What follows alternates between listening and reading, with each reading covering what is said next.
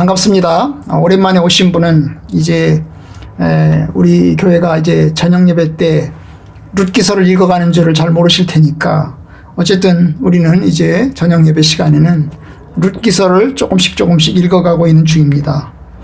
우리가 지난 시간에 바로 앞부분에서 이제 룻이 보아스를 향해서 이제 자기를 품어달라고, 당신의 날개로 우리를 품어달라고, 당신이 고엘이니까, 고엘은 친척을 이야기합니다.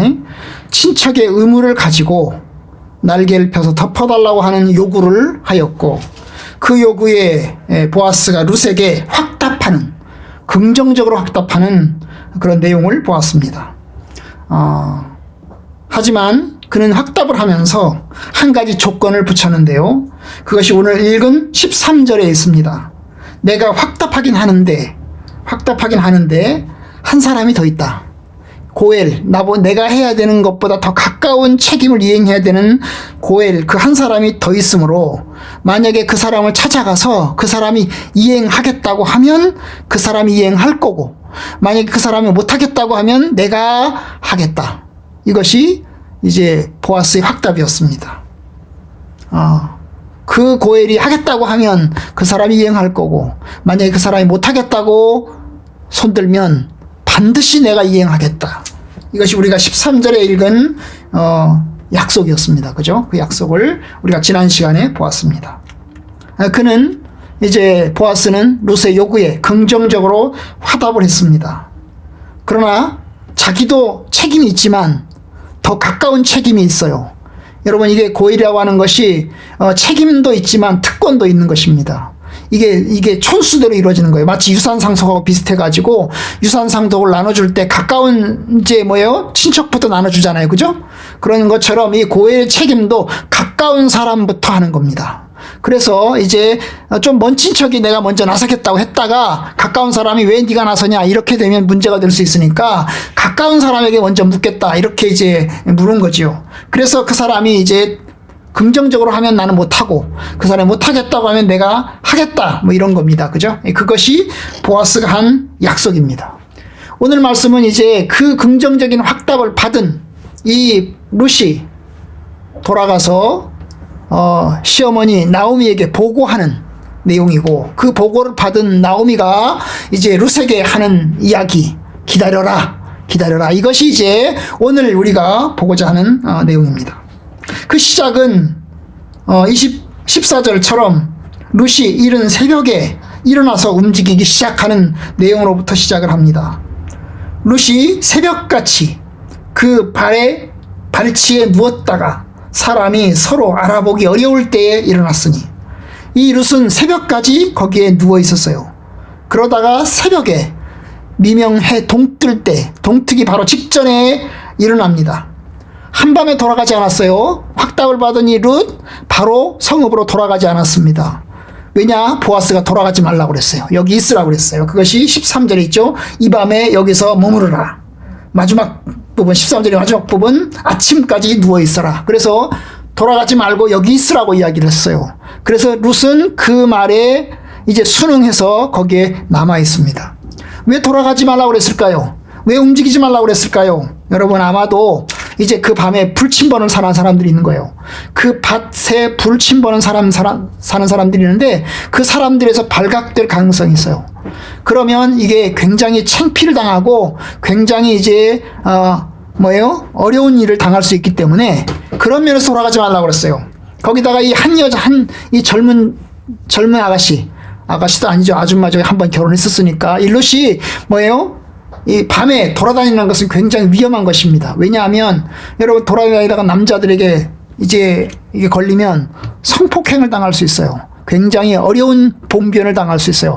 아가서를 보면 아가서에서 이제 그 술람이 여인이 말하자면 이제 밤에 움직이다가 이 불량배들에게 만나가지고 굉장히 어려운 봉변을 당한 이야기가 이제 아가서에 나오는데요. 바로 그와 같은 사건이 일어날 수 있습니다. 그래서 어쨌든 움직이지 않고 그의 발치에 누워 있었습니다.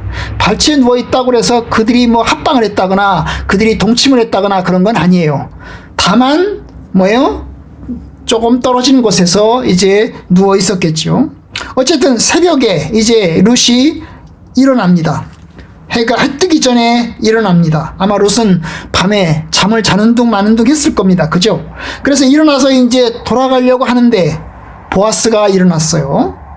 그리고 15절 보아스가 이르되 네 겉옷을 가져다가 그것을 펴서 잡으라 하매 그것을 펴서 잡으니 보리를 6번 대어 룻에게 지워주고 상업으로 들어가니라. 여러분, 이 보아스가 이제 돌아가려고 하는 이 룻을 그냥 돌려보내지 않습니다. 어떻게 합니까? 네가 입고 온 겉옷 그걸 가져와라. 그래서 그걸 펴라. 그걸 펴라. 마치 보자기처럼 펴라. 그리고는 뭐예요? 거기다가 뭘 합니까? 그 보리를 이제 어떻게 합니까? 여기 보니까 6번 되어서 줍니다. 왜 6번인지는 잘 모르겠어요. 그죠? 이 6번이라고 하는 6번의 그 측량하는 이제 그릇이라는 거죠. 그릇의 크기가 얼마나 큰 건지도 알 수 없어요. 뭐 호멜인지 오멜인지 정확하게 알 수 없습니다. 학자들 간에는 이제 이게 논쟁이 많기 때문에 정확하게 알 수 없어요. 아마도 이것을 이제 무게로 친다면 최소 한 13kg 정도, 조금 더 무게가 나가면 한 26kg 정도, 조금 더 무게가 나가면 한 40kg 정도, 조금 더 무게가 나가면 80kg 정도 되는데요. 여기서 우리가 생각하기에 여자가 들고 갈 수 있는 무게는 여러분 조금 많아봐야 한 26kg 정도, 그러자면 한 13kg 정도 되지 않겠어요? 그래서 6번이라고 하는 이 그릇의 어떤 기준이 이제 호멜이라고 하는 걸 쳤을 때는 좀 작게 보여지는데요. 어쨌든 이렇게 해서 이제 6번 되어서 줍니다. 킹제임스 버전은 에바라고 되는데, 에바라고 하는 말은 이제 에바를 6번 되어주면 한 80kg가 넘게 나가요. 그래서 에바는 아닐 거예요. 킹제임스 버전은 이제 오역이 분명한 것 같고, 어쨌든 간에 그렇게 해서 6번 되어줍니다. 그리고 이제 룻은 그 받은 이 보리를 가지고 머리에 휘고 이제 나오미의 집 베들레헴으로 돌아갑니다. 그리고 룻도 돌아가고 보아스도 역시 돌아갑니다. 보아스도 성으로 이제 돌아갑니다.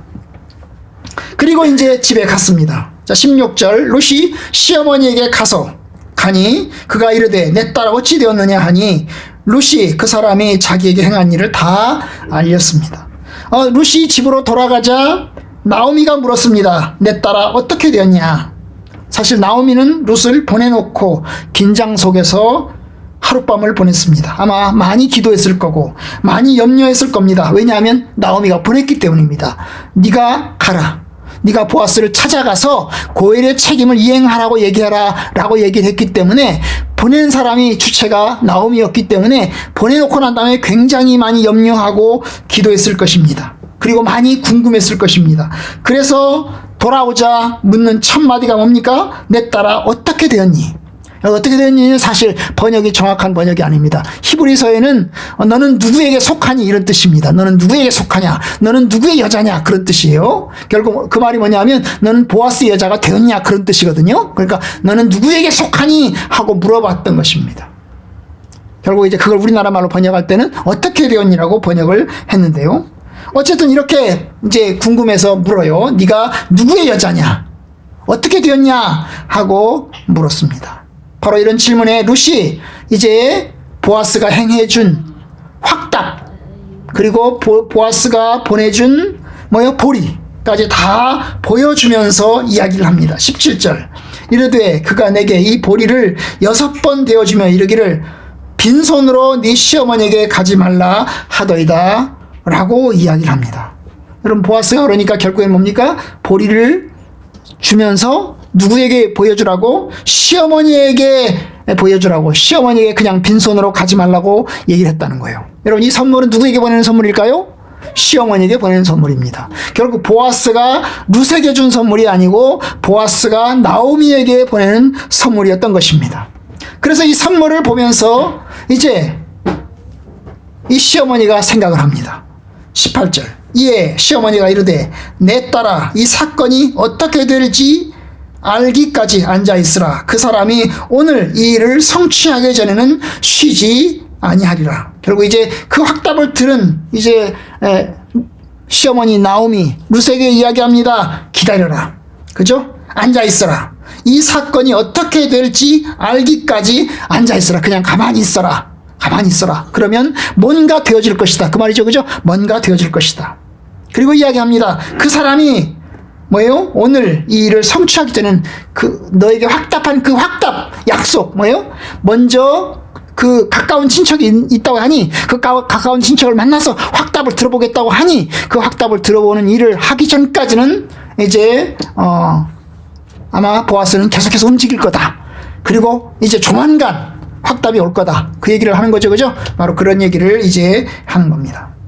바로 이 얘기를 통해서 제가 오늘 이제 간단하게 두 가지 이제 말씀을 나누고자 합니다. 첫 번째는 뭐냐면 여러분 이 나오미가 돌아온 이제 룻에게 하는 말 가운데서 이 사건이 어떻게 될지 알기까지 앉아 있으라 라는 이 말씀 속에서 여러분 우리가 하나님의 섭리를 믿고 기다리는 것에 대하여 이제 이야기를 이제 함께 나누고자 합니다.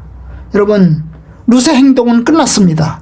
나오미의 시킴을 받아서 보아스를 찾아가서 그 고엘의 요구를 이행하는 그 책임을 친척으로서의 의무를 요구하는 그런 어떤 요구는 이제 끝났습니다. 그죠? 할 일은 끝났어요. 그리고 보아스의 답도 얻었습니다. 그리고 돌아왔습니다. 그럼 어떻게 해야 되죠? 이제부터 할 일은 뭐 하는 거예요? 기다리는 겁니다. 기다리는 거예요. 이제까지 최선을 다했으니 하나님의 뜻이 이루어질 때까지 기다리는 겁니다. 여러분 그것이 믿음입니다. 여러분 우리가 하나님의 뜻이 이루어지기를 기다리는 것, 우리가 할 일을 최선을 다하고 내가 할 수 있는 한 내가 맡겨진 역할, 내가 해야 될 일 성실하게 잘 감당하고 그리고 나머지 할 일은 하나님이 어떻게 하실지 두고 보는 것밖에 없습니다. 하나님이 어떻게 하실지, 보아스가 도대체 어떻게 움직여서 어떻게 설득을 하고 그리고 보아스가 어떻게 그 확답을 책임 이행할지 지켜보는 것이 나오미와 룻의 할 일입니다. 여러분 이것이 우리 신자들의 모습이 아닌가 싶습니다. 여러분 우리가 행동에 최선을 다해서 살아가면서도 동시에 하나님 앞에 기도하며 하나님의 선한 뜻이 이루어지기를 기도하는 것, 그리고 기다리는 것이 우리의 굉장히 중요한 것 가운데 하나입니다. 여러분 그렇지 않아요? 낮과 밤도 그렇습니다. 어떻게 보면 낮은 행동하는 거죠. 아침에 일어나서 저녁까지 계속해서 움직이는 겁니다. 그죠? 그런데 밤은 어떻습니까? 밤은 돌아와서 어떻게 하는 거죠? 가만히 앉아있고 잠을 자고 쉬는 겁니다. 그죠? 그러면 낮은 행동하는 것이고 밤은 어떻게 하는 겁니까? 밤은 하나님께 맡기고 하나님 앞에서 쉬는 거죠. 하나님 앞에 쉬는 겁니다. 하나님의 선하신 뜻이 이루어지기를 바라는 거예요. 하나님, 내가 낮에는 최선을 다해서 일했습니다. 성실하게 그 역할을 감당했습니다. 이제 하나님께서 일하실 때입니다. 하나님께서 선하게 인도하여 주옵소서. 여러분, 바로 그와 같이 낮과 밤이 우리에게 주어져 있는 것과 같이 우리가 우리의 삶 가운데서 우리의 삶을 성실하게 잘 감당하고 그리고 그 나머지 부분은 하나님께 의탁하고 하나님께 의뢰하며 하나님 앞에 맡기며 또 하나님께 신뢰하는 것이 여러분 저와 여러분들이 하나님 앞에서 가져야 될 태도입니다. 여러분 우리의 시간도 있어요. 24시간을 하나님께서 우리에게 주셨지만 그것이 우리의 시간이기도 하지만 100% 우리의 시간이기도 하지만 그러나 동시에 그것이 100% 하나님의 시간이기도 한 것입니다. 그러니 여러분 하나님을 믿는 신자로서 가져야 될 태도는 하나님을 믿는 사람들이니 그죠? 하나님을 신뢰하고 살아계신 하나님을 믿는 사람들이니 하나님 앞에 기도하고 기다리며 또 묵묵하게 있는 것입니다. 기다려라. 쉬면서 기다려라. 앉아있으라. 저와 여러분들이 그것을 배우시길 바랍니다. 하나님이 할 일을 우리가 하려고 월권을 하지 마십시오. 그죠? 하나님이 하실 일까지 하나님의 섭리까지 하나님 앞에 기다리는 일까지 우리가 다 하려고 하지 마십시오. 왜냐? 그렇게 한다고 되는 것도 아닙니다. 그죠? 하나님이 하실 일은 하나님께서 하실 것입니다. 내가 이만큼 했으니 하나님 허락하시면 감사하고 또 하나님의 뜻 안에 서겠습니다. 저희 모습이 그렇습니다. 여러분 우리 성악교회가 지역교회가 되기를 원하고 기도를 합니다. 재건축이 되고 나면 또 들어가기를 바라는 마음도 있습니다. 그러나 여러분, 그건 하나님이 하실 일입니다. 그죠? 우리는 뭐 하는 거죠? 기도하는 겁니다. 여러분들의 삶 가운데 일어나는 여러 가지 일들 가운데서 최선을 다해서 여러분이 감당하지만 또 어떻게 합니까? 하나님께 맡기고 하나님 앞에 기도하고 기다리는 것도 또 해야 될 일입니다. 두 번째, 오늘 말씀 통해서 제가 말씀드리고 싶은 것은 이 보아스가 이제 돌아가는 룻에게 돌려보내면서 빈손으로 돌려보내지 않고 보리를 6번 데워주면서 돌려보낸다는 겁니다. 시어머니 나오미에게 빈손으로 돌아가지 말라. 그러면서 이제 빈손으로 돌려보내지 않습니다. 사실 빈손으로 돌려보내도 됩니다. 확답했잖아요. 목적은 분명하잖아요. 확답했잖아요. 그러면 돌아가서 보고만 하면 됩니다. 그런데 보아스는 빈손으로 돌려보내지 않고 보리 선물을 돌려보냅니다. 아시는 것처럼 이 보리는 먹는 생계의 필수품입니다. 과부를 돌려보내면서 빈손으로 보내지 않고 일용할 양식을 들려서 보내고자 하는 것입니다. 이삭 죽기를 허락한 것도 보아스이고 그와 같은 은혜를 베푼 것도 보아스인데 이제 고일의 책임을 요구받는 이 보아스가 그것과 별개로 육신의 양식인 보리를 돌려보내는 겁니다. 아까도 말씀드렸처럼 이 보리는 룻에게 보내는 선물이기 전에 나오미에게 보내는 선물일 수 있습니다. 룻을 기쁘게 하는 선물이기도 하지만 기다리는 나오미에게 보내는 기쁨의 선물이기도 한 것입니다. 그 말 속에 보아스는 가난한 자에 대해서, 가난한 친척에 대해서 사랑하고 아끼고 또 배려하는 마음이 그 속에 있는 것입니다. 여러분, 하나님은 가난한 사람들의 하나님입니다. 고아와 과부의 하나님이십니다. 하나님은 약한 자에게 베푸는 것을 잊지 않으시고 다 기억하십니다. 하나님의 뜻은 뭡니까? 고아와 과부를 괴롭히지 말라는 것입니다. 약한 자들, 가난한 자들을 학대하지 말라는 것입니다. 오히려 고아와 과부와 가난한 자를 돌보라는 것입니다. 바로 이 보아스는 그 말씀을 이행합니다. 하나님께서 하신 말씀, 하나님의 율법에 하신 말씀을 그대로 이행하고 있습니다. 이것이 하나님 앞에서 경건한 모습이죠. 이 보아스의 모습을 보면서 베풀고 배려하고 이런 모습 속에서 경건의 모습을 우리가 보는 겁니다.